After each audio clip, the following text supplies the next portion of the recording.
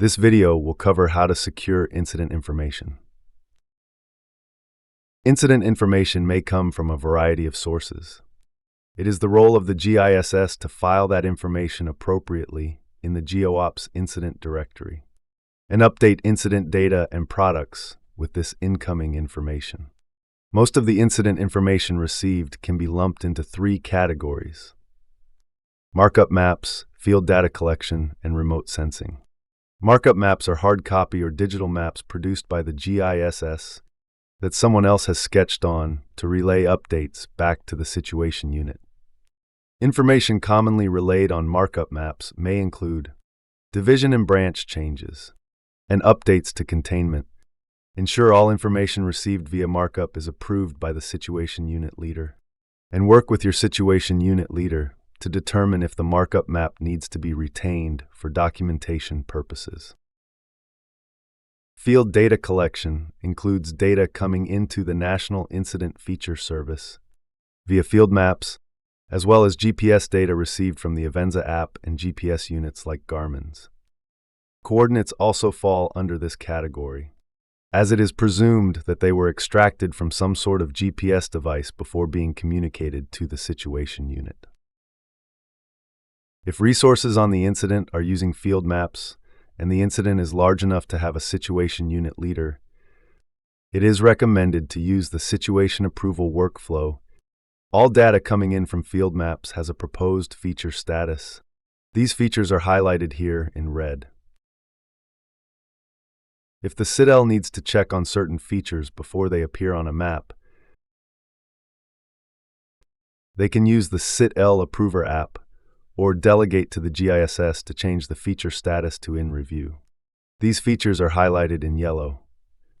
Once the data is cleared to display on map products, the feature status can be updated to approved. These features are highlighted in green.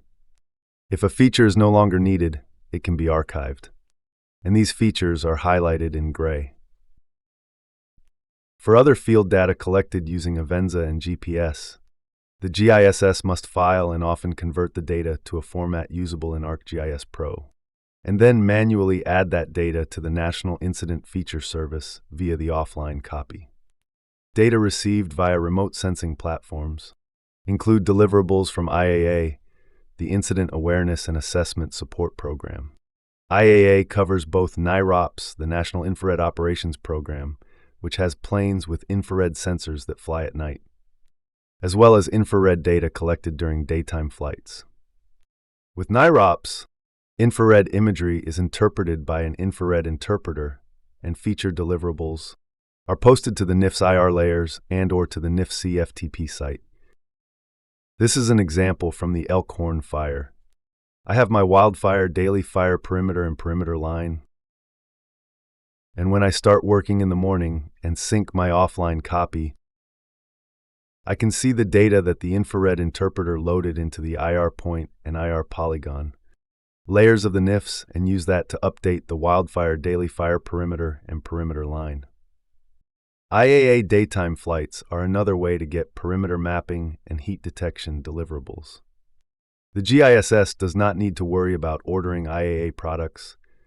That is done by the CITL and often by geographic area coordination centers and dispatch centers. The GISS does need to know where to locate these deliverables, to file them into the GeoOps directory and incorporate into the National Incident Feature Service via the offline copy. Deliverables are generally posted to EGP Wildfire SA Advanced. In the Airborne Missions section, click on your incident in the list to view videos, images, and shapes available.